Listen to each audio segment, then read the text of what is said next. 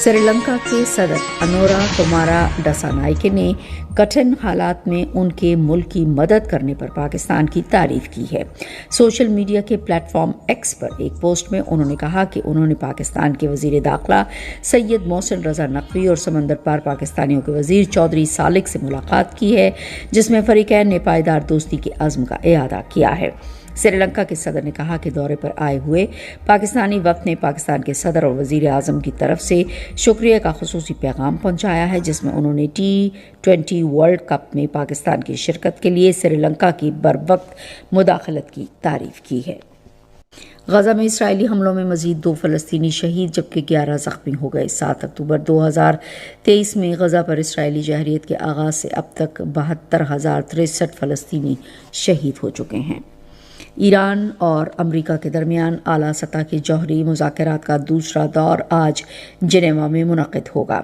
Iran के वज़ीर ख़ारजा Abbas Araghchi अमरीका के साथ तनाव कम करने और फ़ौजी तसादुम से बचाव के लिए जिनेवा पहुँच गए हैं। सयाहत का इस्तेहकाम का आलमी दिन आज मनाया जा रहा है। दिन का मकसद सयाहत की सनत को मुख्तलिफ बहरानों से निमटने के काबिल बनाना और इस शोबे में दरपेश रुकावटों को दूर करके इसे मजीद पायदार बनाना है। ICC T20 आलमी कप में आज 3 मैच खेले जाएंगे। पहले मैच में आज चेन्नई में न्यूजीलैंड और कनाडा मद्दे मुकाबिल होंगे। मैच दिन 10:30 बजे शुरू होगा। दूसरा मैच जिम्बाब्वे और आयरलैंड के दरमियान पालीकेले में खेला जाएगा। ये मैच दोपहर 2:30 बजे शुरू होगा और तीसरा मैच नेपाल और स्कॉटलैंड के दरमियान वानखेड़े में खेला जाएगा, जो शाम 6:30 बजे शुरू होगा। महकमा मौसमियात की पेशगोई के मुताबिक आइंदा 12 घंटों के दौरान बलूचिस्तान, ज़ेरी खैबर पख्तूनख्वा और जनूबी पंजाब में बाज़ मकामात पर मतला जुज़वी तौर पर अब्र आलूद रहने, तेज़ हवाएं चलने और गरज चमक के साथ बारिश का इम्कान है। मुल्क के दीगर इलाकों में मौसम सर्द और खुश्क रहेगा। आज सुबह रिकॉर्ड किया गया बास बड़े शहरों का दर्जा हरारत: इस्लामाबाद 10 डिग्री सेंटीग्रेड, लाहौर 14, कराची 20, पेशावर 11, कोयटा और मरी 5, जबकि गिलगित और मुजफ्फराबाद 9 डिग्री सेंटीग्रेड। श्रीनगर, लेह, पुलवामा, अनंतनाग, शोपियां और बारामूला में मतला जुज़वी तौर पर अब्र आलूद और मौसम शदीद सर्द, जबकि जम्मू में मौसम सर्द और खुश्क रहेगा। आज सुबह रिकॉर्ड किया गया दर्जा हरारत श्रीनगर, पुलवामा और अनंतनाग में 1 डिग्री सेंटीग्रेड, जम्मू 10, लेह -8, शोपियां और बारामूला में 0 डिग्री सेंटीग्रेड रिकॉर्ड किया गया। ऑल इंडिया मजलिस इत्तेहादुल मुस्लिमीन AIMIM के सरबरा असदुद्दीन ओवैसी ने कहा कि कौमी तराना वंदे मातरम गाने और उसका एहतराम करने को मुल्क से वफादारी का इम्तहान नहीं समझा जाना चाहिए।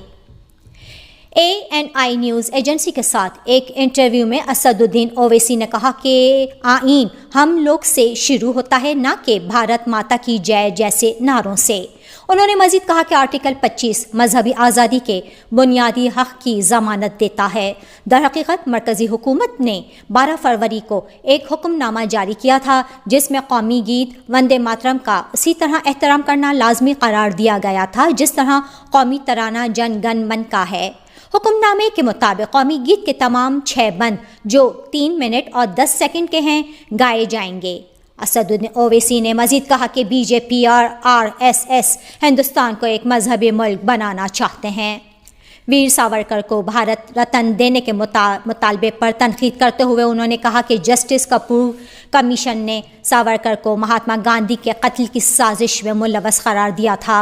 उन्होंने लोकसभा स्पीकर ओम बिरला के खिलाफ तहरीक अदम एतमाद और कायदे हिज़्ब इख्तिलाफ राहुल गांधी के खिलाफ तहरीक में किसी भी किरदार से इनकार किया। पाकिस्तान के सूबे खैबर पख्तूनख्वा के ज़िला बन्नू में थाना मीरियान के गेट के करीब धमाके में 14 अफराद हलाक या ज़ख्मी हुए हैं। बन्नू पुलिस के मुताबिक धमाके के नतीजे में 2 अफराद जाँ बहक हो गए। पुलिस ने बताया कि धमाके में 12 अफराद ज़ख्मी भी हुए हैं, जिन्हें अस्पताल मुंतकिल कर दिया गया है। पुलिस का कहना है कि धमाका खैज मवाद मोटरसाइकिल में नस्ब किया गया था, जिसे नामालूम दहशतगर्दों ने धमाके से उड़ा दिया। उधर रेंजर्स और CTD ने कराची के इलाके चक्रागोट कोरंगी में कार्रवाई करते हुए 3 इंतहाई मतलूब सहूलतकार दहशतगर्द गिरफ्तार कर लिए। عراق میں سیکیورٹی کارروائی کے دوران حشد الشعبی نے داعش کے 4 خفیہ زیر زمین ٹھکانوں کو تباہ کر دیا۔ عراق کے صوبے الانبار کے سیکیورٹی ذرائع نے بتایا کہ عراقی رضاکار فورس حشد الشعبی نے صوبے کے مغربی علاقے میں ایک اچانک کارروائی کے دوران داعش کے 4 ٹھکانوں کو تباہ کر دیا۔ ذرائع نے بتایا کہ یہ زیر زمین ٹھکانے داعش کے عناصر کے چھپنے اور دہشت گرد کارروائیوں کی منصوبہ بندی کے لیے استعمال ہوتے تھے۔ سیکیورٹی ذرائع کے مطابق ان ٹھکانوں سے اسلحہ اور بارودی مواد بھی برآمد کیا گیا۔ یہ کارروائی اس وقت عمل میں لائی گئی جب سیکیورٹی اداروں کو اطلاع ملی کہ الانبار کے صحرائی علاقوں میں داعش نے خفیہ سرنگیں قائم کر رکھی ہیں۔ ادھر عراقی وزیر خارجہ فؤاد حسین نے انکشاف کیا ہے کہ تقریباً 3000 داعش قیدیوں کو شام سے عراق منتقل کیا جا چکا ہے، جبکہ مزید منتقلی کا عمل جاری ہے۔ انہوں نے کہا کہ بغداد اور دیگر ممالک سے رابطے میں ہے تاکہ ان کے شہریوں کو جو داعش کے قیدیوں میں شامل ہیں واپس بھیجا جا سکے۔ تاہم یورپی ممالک اس معاملے میں تذبذب کا شکار دکھائی دیتے ہیں۔ غزہ پر مسلط کی گئی صہیونی جارحیت میں یورپی ممالک کے ہزاروں شہریوں کی اسرائیلی فوج میں شمولیت کے انکشاف کے بعد انسانی حقوق کی تنظیمیں ان یورپی شہریوں کے خلاف مقدمات دائر کرنے کی کوشش کر رہی ہے۔ الجزیرہ کی ایک رپورٹ کے مطابق اسرائیلی NGO ہتزقان کی جانب سے اسرائیل کے فریڈم آف انفارمیشن قانون کے تحت حاصل کی گئی معلومات میں انکشاف کیا گیا ہے کہ اسرائیلی فوج میں 50,000 سے زائد ایسے اہلکار ہیں جن کے پاس اسرائیلی شہریت کے علاوہ کسی اور ملک کی شہریت بھی ہے۔ ان میں اکثریت امریکی اور یورپی پاسپورٹ رکھنے والوں کی ہے۔ اعداد و شمار کے مطابق کم از کم 12,000 سے زائد امریکی، 6,000 سے زائد فرانسیسی، 5,000 روسی، تقریباً 4,000 یوکرینی اور 1,600 سے زائد جرمن شہری اسرائیلی فوج میں خدمات انجام دے رہے ہیں۔ برطانوی، کینیڈین، برازیلی، جنوبی افریقی اور لاطینی امریکی ممالک کے شہری بھی اس فہرست میں شامل ہیں۔ دوسری جانب انسانی حقوق کی تنظیمیں صہیونی فوج میں شامل غیر ملکی شہریوں کے خلاف مقدمات دائر کرنے کی کوشش کر رہی ہے اور کچھ ممالک میں ابتدائی تحقیقات بھی شروع ہو چکی ہیں۔ اسلام آباد پولیس نے تحریک انصاف کے متعدد ارکان قومی اسمبلی اور صوبائی اسمبلی سمیت کئی سینئر رہنماؤں کے خلاف مقدمہ درج کر لیا ہے۔ FIR کے مطابق PTI کے پارلیمنٹیرینز اور کارکنوں پر نعرے بازی اور راستے بند کرنے کا الزام ہے۔ ملزمان نے سرکار میں مداخلت اور اہلکاروں سے ہاتھا پائی کی، FIR میں فائرنگ، سرکاری گاڑی کو نقصان پہنچانے اور وردیاں پھاڑنے کی دفعات بھی شامل کی گئی ہیں۔ پولیس کے مطابق ملزمان نے ریڈ زون میں اجتماع پر پابندی کے باوجود پیش قدمی کی۔ FIR کے مطابق 2 ملزمان کو موقع سے گرفتار کر لیا گیا جبکہ متعدد افراد فرار ہو گئے۔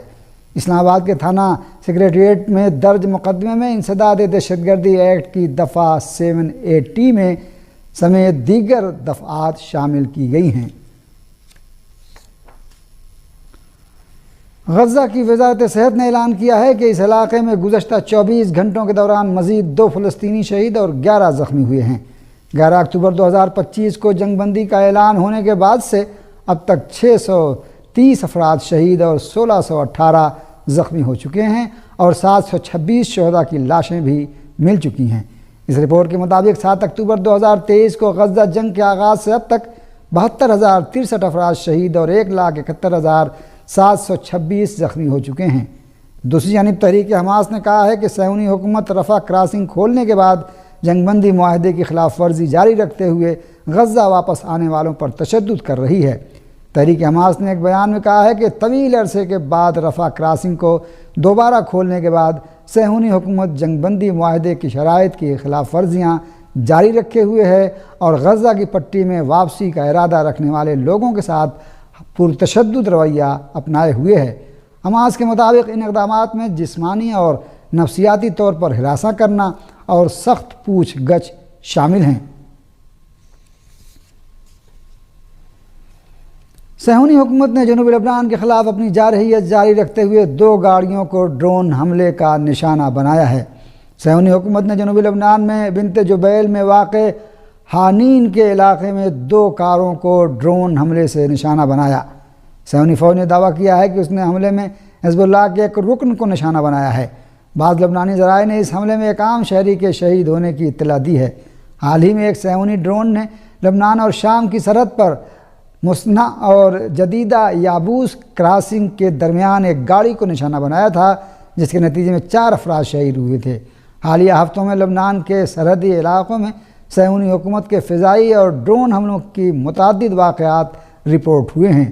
جنگ بندی کے قیام کے بعد سے صہیونی حکومت نے ہزاروں بار جنگ بندی کی خلاف ورزی کی ہے اور جنوبی لبنان کے خلاف فوجی جارحیت کے ذریعے اس ملک کے سینکڑوں شہریوں کو شہید یا زخمی کیا ہے۔